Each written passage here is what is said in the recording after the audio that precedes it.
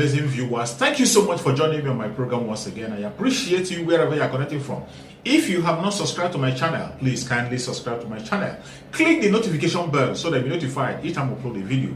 You will be among the first to receive it. Thank you so much and remain blessed. Generational, you see a whole generation after generation all believing in one football club and supporting that football club.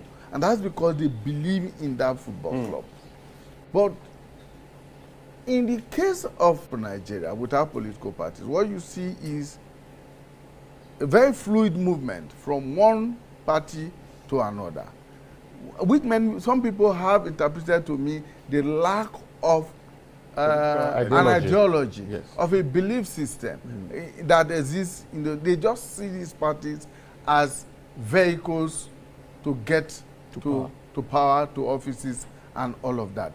Could that also be responsible for why the parties are unable to get their members to subscribe to these parties and empower these parties rather than charging this kind of very huge sums of money for nomination fees? And how far can that take them? Unfortunately, as you rightly said, the Electoral Act we are expecting to deal with this matter did not take care of this particular aspect of the matter. I remember quite a lot of time I've been here, and that actually caused a lot of the political parties to be deregistered. Even though some of them who are ideologically based, like the NCP, for example, PRP suffered the way before it comes back.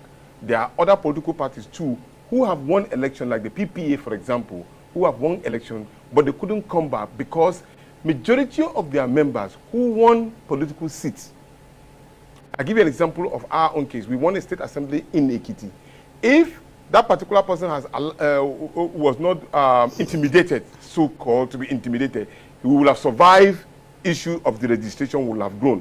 But eventually, there was this particular opportunity for you to do political nomadism. Some call it political prostitution. In the morning, you belong to one political party. In the evening, you turn and then you belong to another party. Not leaving that your seat. And it been the Electoral Act has been able to deal with the matter that, look, if you want to move from one political party to another, political party A to B, you have sold a manifesto of political party B to the people, and they bought it. And that is the reason why they vote for you, and then you are on that particular seat. So if you want to leave that seat, based on that, that platform that you've already sold to the manifesto that you sold to the people, then you leave the seat if you are so popular and go and contest again and leave the seat. But our electoral law did not deal with that matter. You can easily leave political party A to B at will, and then you still maintain your seat. That is why you see most of the governors leaving their seat. They belong to one party to another.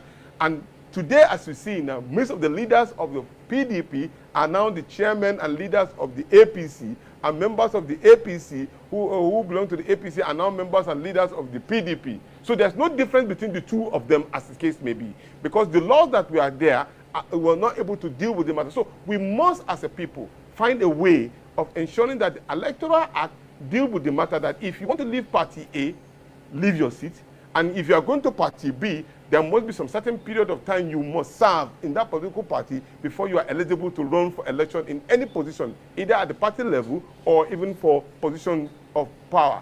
These kind of measures can deal with these particular issues, and then we can now have a sustainable, consistent political party surviving as a political party. If we do not do that, it continues to blossom, and then people can easily change from one political party to another. And then that gives room for suspicion as regard to whether you are coming into my party to come and cause mayhem. So then let us jack up the amount of money to contest election. But even as it were, that will not deal with the matter at all. It will not. It will only exasperate the matter to a point that it gives corruption more hands into FISA, because you want to question, where would a minister who was serving, whose salary cannot be equivalent to what he's earning, How does he get up to 100 million to distribute to people to come and say they are going to come and pay for him? How does a governor who is just having money that's supposed to be used for security vote to take care of the security on his area now getting that particular money to go and run for election, where the people that he's supposed to take care of their welfare, they are still suffering and they have not paid their salaries and not paid their welfare, and then he can take over 100 million to go and run for election. So therefore, the network of corruption and insecurity and uncomfortable situation and economic mayhem that is affecting you and I will continue in that regard. So there's no any independency for any political party. What it ended up having is that we are now kind of encouraging a situation where we will not be able to deal with the democratic system that all of us are supposed to enjoy. And that's the reason why we are proposing this particular conference. Let us deal with this matter together. At the National Political Summit and the NCF, we are saying on the 12th, let us all discuss as Nigerians. Because Nigerians must survive as a country, and the people must survive as a people for them to be able to even vote for the right candidate. As it is today, there's no choice for them to vote for any candidate. They are just being intimidated by people who have stolen their collective wealth into a position and then perpetuating themselves into power. It cannot continue. Mr. Hassan, the argument that was made by one of the political parties was that, look, this large sum of money is being charged as fee in order to weed out unserious candidates. But even with the large sum of money, we see, for instance, in the APC that over 25 persons, aspirants have indicated interest, have collected forms, have paid the 100 million. Now, which means that it doesn't appear to have exactly. You see, people make so much emphasis about 100 million, the issue. Now, among the aspirants who had paid, are they only those in governance? Are there no clergies? Are there people who are not in government, who have subscribed for the forms? So the issue is not about using public resources to fund your political ambition. No. The issue is about productivity and your leadership capacity in which your constituents have complete belief in you. Yes, to some, you may say it is a deceitful act that the group of ABCD will put funds together to come and pay for you. During the Buhari 2015 election, have we forgotten so soon that it was even recharge cards that people were using to donate money for his country, for his election, to go and get his form? So in different perspectives, people have different sources of their funding, not necessarily government coffers. No. So the issue of saying today the government or the party or the subscribers of the party are trying to corrupt the system by raising the fund, for me, honestly, is a misplacement of, when this party came into effect during the Jonathan administration, it was a conglomeration of different groups. And when you are talking of ideology, these different groups have different ideologies. But they formed themselves into a progressive party. Even if the parties that constituted the ANPP, the CPC, and all that don't have the progressive ideals. And the party took off with people like Oyegu. Now, the party secretariat of APC, have you been there from this takeoff to now and see what facilities are there of a national party that is composed of these people? Talk less if you go to the wards. And I keep insisting, even when you are talking about other sources of income to the party members' dues, party subscription, and so on and so forth, who pays? How much have you gotten since the existence of this party to date from that? So the party must first... But shouldn't that be a precondition for being a member of the party? Of course. That if I'm a member of a group, of an association, for instance, I'm a member of the Nigerian Guild of Editors, for instance. Yes. My membership is sustained by the fact that I pay my annual dues. Correct. That is a fact. And even today, if you are coming to subscribe for the form, you must present an evidence that you have done your annual dues on monthly basis or annual basis. You must. If you don't, you will do. But what is the percentage of the aspirants compared to the total number of membership? So what does that rise to? What does that add to? The percentage of aspirants. It is statistically shown that APC has over 40 million members. How many are aspirants today out of the 40 million? So how much will you collect to manage this? And the thing I want you to see is that the party first, you can't build nothing on sand and expect it to stand. The party first must get its act right. And this is what the present generation of the party leadership is trying to do. First, they want to be independent and build a structure that the party now can lean and rely on.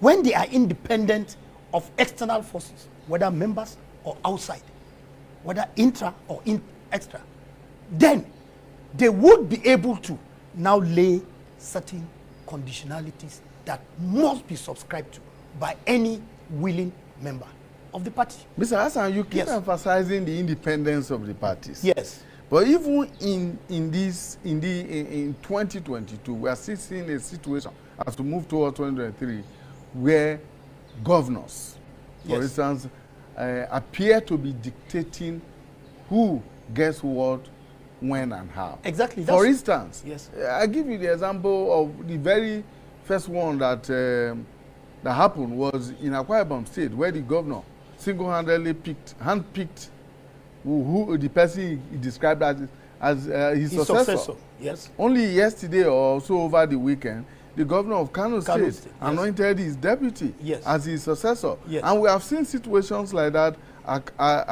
across different states in the country. In your own state, for instance, of Gombe, Yes. we are seeing a situation, for instance, where the governor who is running for a second term, Yes. he has decided that he has a right to contest for a second term, Yeah. right? But Yes. There are situations where they discourage competition with them. No. If, for instance, if I may take Gombe State, for example, as a case study, you see, the governor in Gombe works as a team player. Because you are the football captain, doesn't make you the team. But what the party essentially is trying, like I keep telling you, to negate from, it's about one man, dictatorial tendencies. The party is the supreme authority or platform in which every other member exercises his rights and privileges. What the governors now, okay, now look at it. It is only in this dispensation that you are now saying a sitting president is the party leader. You remember Shagari time? During the MPN time, you remember of MPN? Mm-hmm. President Shagari will enter the meeting. The person that enters their meeting last, based on protocol, was it not the chairman? Akilo, yes. But what of today? You have to wait for Buhari. He's the last person to enter. This is what the party is trying to discourage. That was a culture that was instituted by the Obasanjo presidency. Yes, this is what I'm saying. And now this is made himself the leader of the party, and so governors, yes, exactly. leaders of the party at different levels. Exactly. And that's not the case in the U.S. where we borrowed this is what I'm saying. from. Yes. So that's So why this is why the checks and balances should be there. If you have the chairman as the leader of the party and the governor as the next, then there will be checks and balances. If the governor is out of order, the chairman would call him to order. But unfortunately, that's not the case. So the whole point about this is, as he is saying, is trying to secure the independence of the political parties from the clutches of governors who control the resources. I think it's easier said than done, because the governor still controls the honeypot. The president controls the honeypot. No matter how much you're paying the ward executives or the party executives and whatever, they are still susceptible to being compromised.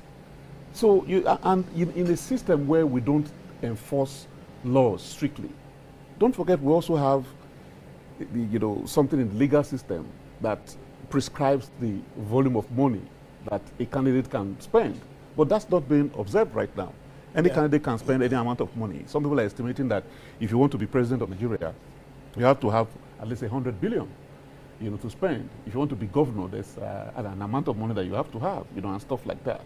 But, those are the questions that we're planning to throw up. We're not just launching this book. In the course of it, there's a platform of 4 people, one from each of the major ethnic groups, Yoruba, Hausa, Igbo, and a female, because we're gender sensitive. And they will be talking about a topic. What do we expect from the next president of Nigeria, 2023?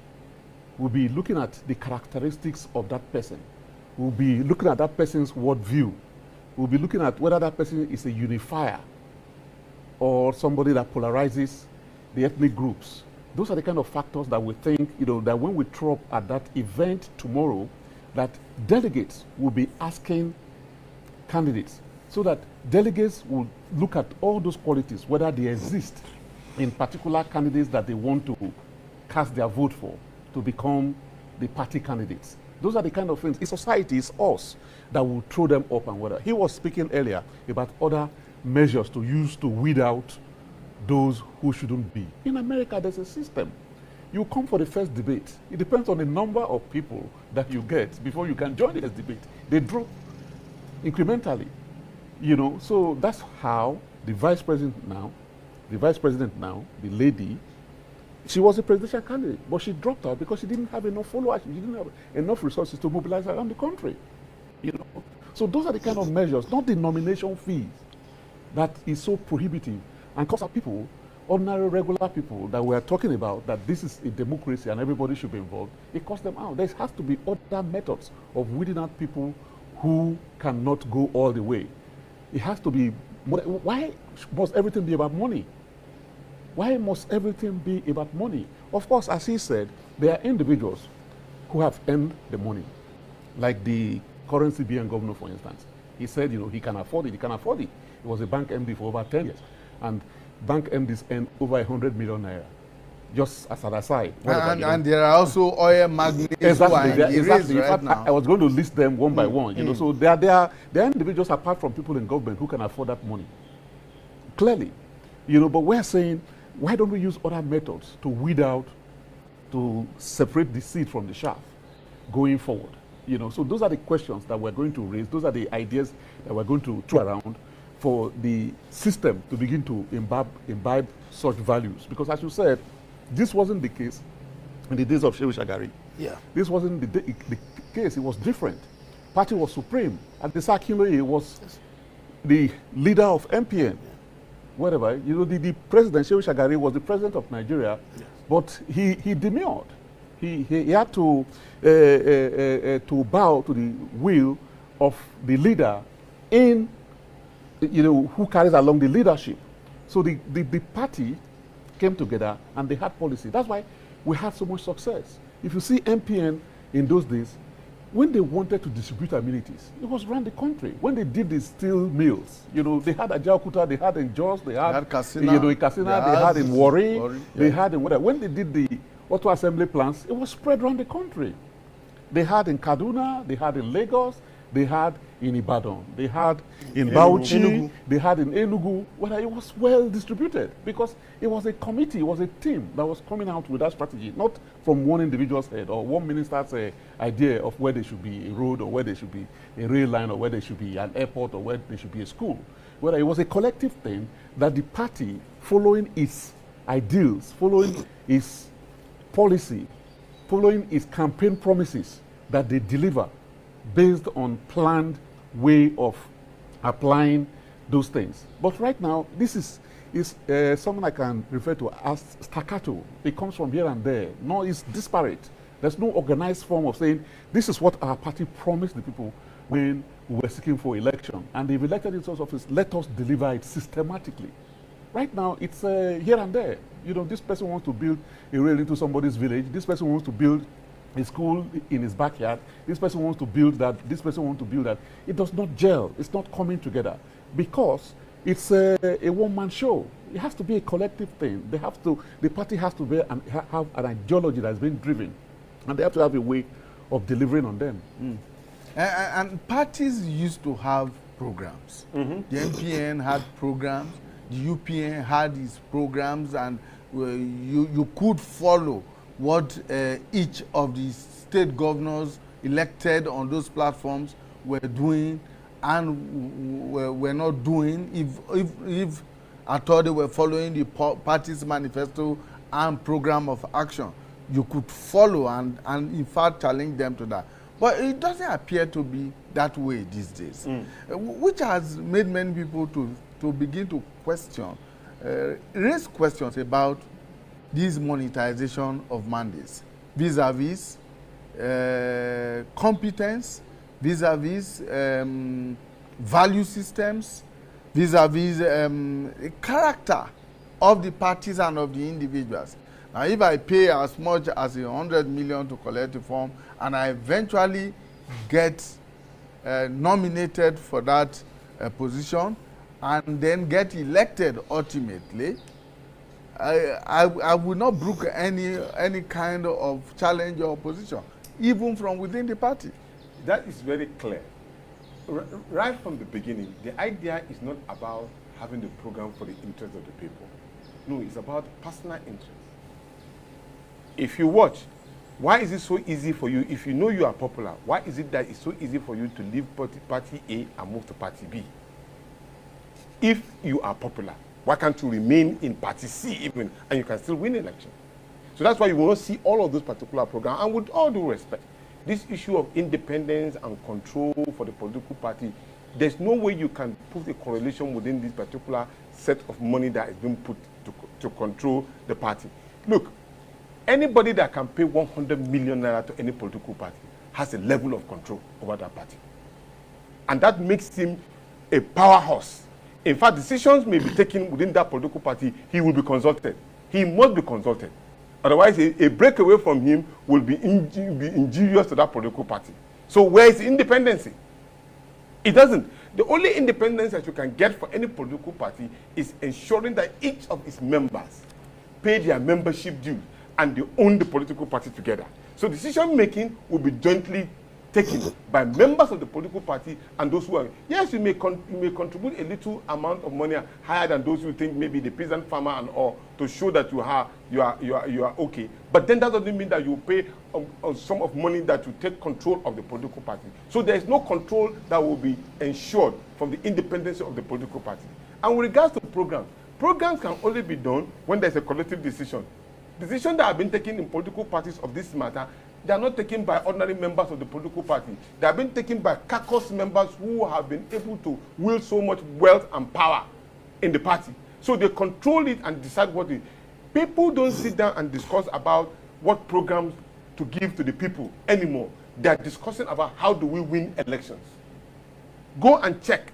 The issue is not about programming. How do we find solution to electricity? How do you find solution to education? How do you find solution to economic situation? No, they will only give you that one as a kangaroo position, but what they are interested in, how do we win election? And that's the reason why we are saying that, look, Nigeria is at a crossroads. Everybody's talking about rescue Nigeria, let's rescue Nigeria. Let's discuss with even past leaders. The people in government as of today, let's all come together on this particular conference jointly supported by the Nigerian Political Side and then the National Consultative Front. We are inviting the president himself, the National Assembly member, political party member, traditional rulers. Let's all come together on that. Let's discuss Nigeria. Let's make Nigeria a focus point. This idea of people, even when we're talking about, you say, clergymen are also paying for 100 million naira. That will put a question onto the membership due members of the congregation. What maybe they are tithes. They want to question, is that money? A clergyman is supposed to be a man of God. And then where he is now paying for 100 million, you want to question his source of money. So all of this one encourages corruption in any disguise that you want to put it. Yes, there are people, individuals who must have had that particular money, but then let them give us account of how did they generate the money to pay. But quite honestly, to be morally justifiable, we are thinking about credible Nigerians who can be able to run for government, who can be able to do what is right for the people. But when you jack it up to this particular level, you're only reducing it to those who have been able to have access to undisclosed amount of money. Mr. Hassan, on a lighter note, is it possible that these parties are just simply trying to raise monies for the parties? I mean, it's a disguised form of... Development honestly comes in phases. It's a phase-wise thing. But for you to go into development, you have to be resourceful. The resources must first and foremost be there. And you don't want to go into government public coffers. How old is this Abdullahi Adamu-led leadership in APC? How old is Senator Yocha Ayus in PDP? How old is it? So, I know about my party, Abdullahi Adamu. He's been in politics right during your days, the MPN days. And he is trying to revise certain tendencies that are negatively impacting on the society. Like he rightly said, yes, there is a tendency of enabling corruption through this. But honestly, in the phases that the party wants to go, the party must first and foremost stand on its feet. Then, like I said, it can now design certain do's and don'ts. And then all members will now toe the line. If you don't want, you can go. Then at that point, you can do your dues and you can come back. Like he rightly said, he was in a he contested without paying for forms. If 40 million people, like he said, every month can pay, even if it's 10 naira, not 100 naira. Do you understand? But the party must first and foremost be on its feet. They are lucky they came during an election year. And that's a challenge. If not an election year, that's when you, even this question you ask, where will they start from? Then you have to go back to people in governance. But because it's an election year, there are people who aspire. And for you to aspire, you must have prepared yourself, either personally or through your constituents or followership. And anybody can contribute his 10 naira and say, okay, let's go and do it. Because we have this ideology, let me be there, then we can practicalize it. We used to propose a system in the NCP then, that each state or each ward, when you generate X amount of money, you keep 75% of amount, you give 25% to the national. If the state generates 100%, they take 75 and they give 25 to the national. So that way, 25 coming from each of these states will form the basis of this fund that will be used by the national, while 75 remain in the primary source. And that's enough to take care of whatever expenses that any political party wants to do. And that will ensure independency. Within that 75%, you'll be able to take care of the party offices, you'll take care of it. So that way, the independency of the political party remain with the political party. Any contribution made by any individual will be an additional funding. If we can do all of this is under a conference and agree, it will reverse the particular position that we are trying to reverse. Because quite honestly, this system must be reversed. Otherwise, we are heading to 1 billion naira for reform. Yes. In fact, if you ask me, yes, finally. If you ask me, yes, it's so much. We're being distracted so much with this 100 million thing. Yes, the people, the potential candidates, the aspirants, have not even started telling us what they're going to do for us. They have not even started discussing the issues, and we are dissipating so much energy discussing the. We hope that some of them will be at this book launch and to tell us why they want to become Nigeria's president. Exactly. And what they are bringing to the table. Absolutely. The good thing about this is that we have actually invited Mr. President. He has the book. He has read it, and I believe he's very keen on it. He was actually to attend, but I understand that he just traveled. To Cote d'Ivoire, yes. We extended an invitation to him, and we were told that we had to create a speaking platform for him, and we did all that. All the presidential candidates have been invited, all the presidential aspirants have been invited to have the opportunity for us to articulate these points. Because I think, the issue of this funding is something that we have to address, and in due course. But for now, I think, like I said, APC probably started it by party registration And your township union, you pay dues. You know, even if it's 5,000 or 10,000 naira, for you to be an active member of that union, you know, association, you know, that want to help and stuff like that. When you pay money, not to talk of, you know, Nigerian Institute of Advanced Management Studies or Institute of Management that, and stuff yes. like that. You know, so every yes, professional body yes, you belong to. yes, it's what should be done. All you right. know, but now we have to face the issues, and the issue is that, you know, we have a president who's coming up in 2023. What are we expecting in that president? What, from experience, what has happened? What going forward? What are we going to insist should be embodied in this president? How are we going to go about it? You know, those are the kind of things I think we should Thank you so much. We hope that we have an opportunity to take a deeper look at this book after the launch. Thank you. Well, I must thank you for coming along. Magnus Onyibe, former Commissioner for Information in Delta State, and author of the new book, Becoming President of Nigeria, a Citizen's Guide. Thank you for your time. Thank you very much. Engineer Ibrahim Hassan is a politician and an engineering consultant. Thank you so much for finding the time to come. And Dr. Tanko Yunusa is the head of Public Affairs Bureau of the National Consultative Front, NCF, and former presidential candidate. The NCF, in collaboration with other groups, are putting together a conference to discuss Nigeria. And that's coming up tomorrow, on the 12th. On the 12th. That's on Thursday. That's Thursday this week. We look forward to the resolutions and the outcome of that conference. Well, thank you so much for coming. Nigeria. And for our viewers out there, I want to thank you immensely for investing your time with us. And we look forward to being with you again when we bring you a fresh edition of People, Politics, and Power. Bye for now.